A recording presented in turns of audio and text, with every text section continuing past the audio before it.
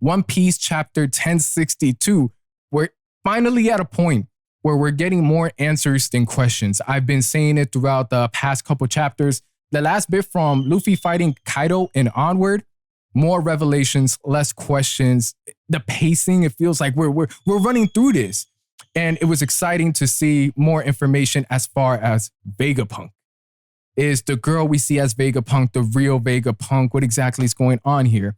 And to start off, chronological order with the chapter, Frankie loving the fact, oh, damn, seeing all the mech suits, the fact Vegapunk, he based all his, most of his research. It was like three individuals, things that spit flying at the screen, my fault. Seeing all the research, being influenced by Vegapunk, he's fangirling. Usopp, fangirling. Frankie, fangirling over the fact that Dr. Vegapunk is a girl.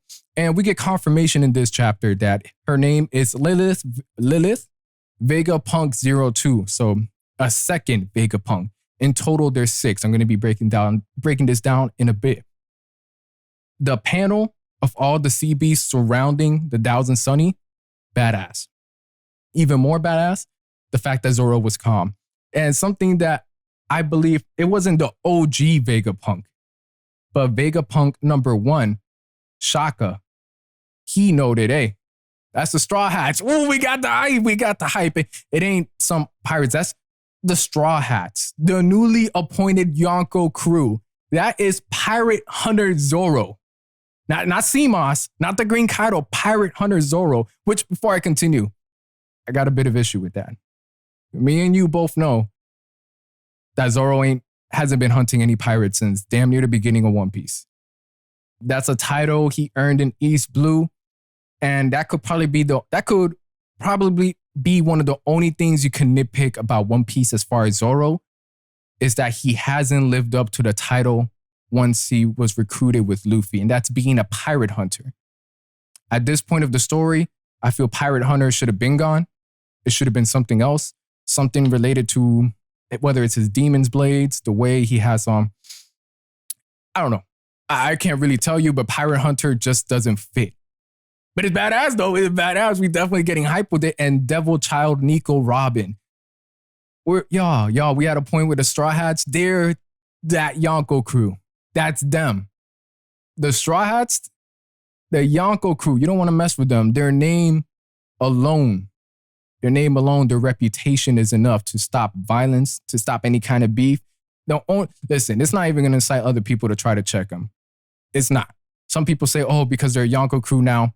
By some people, I mean, I'll just say some people for the sake of it. Whether I'm having discussions with other people on the internet or certain One Piece YouTubers throwing it out like, oh, now they got to be careful because people are going to try them. Don't try Yonko crew. For the love of your life, don't do it. But Zoro specifically telling Shaka that he wants something from him. Zoro under the impression that's the OG Vegapunk. We'll see how things go. And then Shaka being like, hey, come on, let's take him to the island. I have use for them. So going from here, I didn't realize this was a thing. It could be my fault.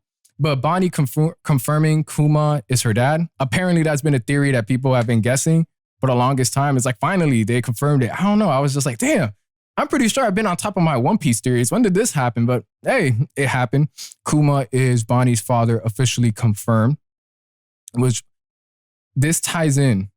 Kuma being Bonnie's father on this arc is tied into Thriller Bark, because in Thriller Bark, the first time we get introduced to Kuma, and now in this arc, it's the first time we get introduced to the Kuma Seraphim. And now we're getting more story coming from Kuma as far as being a father to Bonnie. Introduced in Thriller Bark, here we are fast forward, introduced to the serum, and now Kuma's backstory most likely. Aside from the information we got from the Revolutionary Army, certain things with Kuma, I genuinely believe we're going to get more of his backstory, especially having his daughter, Bonnie, right here.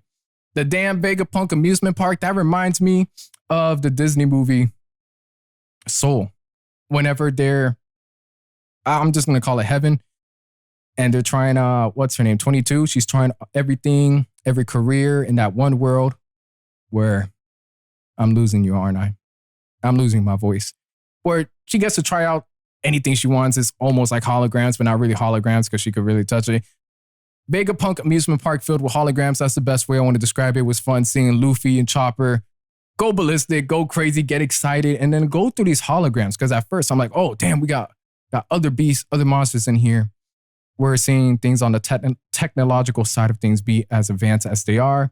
The little Cloudy with a chance of meatballs machine right there where they're able to create any food. I was just like, is that a link? Cloudy with a chance of meatballs in this? Are we doing a little callback or we're just having it for the sake of, hey, we can make any food? Vegapunk 06, her name being Yoke, the Vegapunk for Desire, has these photonic gloves that's able to punch these holograms. She breaks down on how these gloves are able to interact with light. I don't know how this is going to play out later on in the arc. I don't even know if I could attach it to hockey or I don't know, foreshadow anything related to hockey, but some interesting stuff to see. Lucci and CP0 being at this point of One Piece doesn't make any sense. I believe we're too late for Lucci and the crew to genuinely be a threat to the Straw Hats. And if Lucci, for whatever reason, ends up becoming a threat or doing anything damaging to, let's say, Luffy, it's not going to make any sense. I believe at this point, Luffy in his base form, he's going to knock Lucci out. And Lucci and his crew is sort of feeling like Team Rocket from Pokemon. Because almost any time we see them or they're a part of something, there's just no real impact from them. And if they do finally go face to face, it's not going to end up well. From a narrative standpoint, I don't understand their purpose with the way things ended off in Water 7. I thought that was a great conclusion. No need to reintroduce Lucci. Really, they ain't no. I don't understand what Oda has planned. I just don't. I'm not enjoying this as far as a threat power wise. I don't believe they're much stronger than even Usopp. That might be the inner Usopp fan in me saying he's not going to be anything. Lucci not going to be anything to Usopp. But if he is going to run to the Straw Hat crew, I would love for Usopp to defeat Lucci, sort of circle around that comment that the next enemy you're going to have to beat is me, if I remember that correctly from Water 7. And as far as anything else, we're not done. We got Vegapunk 1 through 6. Vegapunk 1 being Shaka, his name Shaka, Logic.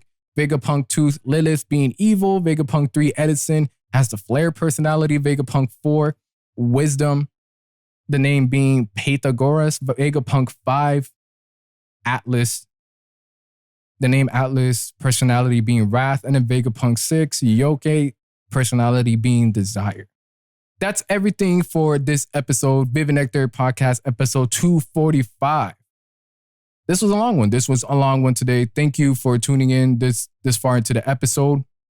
If you haven't done so already, drop a like on the YouTube, subscribe. If you're listening to this on streaming platforms, depending on the platform, drop a comment. Let me know how you guys feel about the podcast. I'm not going to tell you to drop 5 stars, but just whatever comment, whatever rating you want to give it. If you're not subscribed to the YouTube, go give it a subscribe. We're building it up, and I'll catch you guys on the next one. I'm out.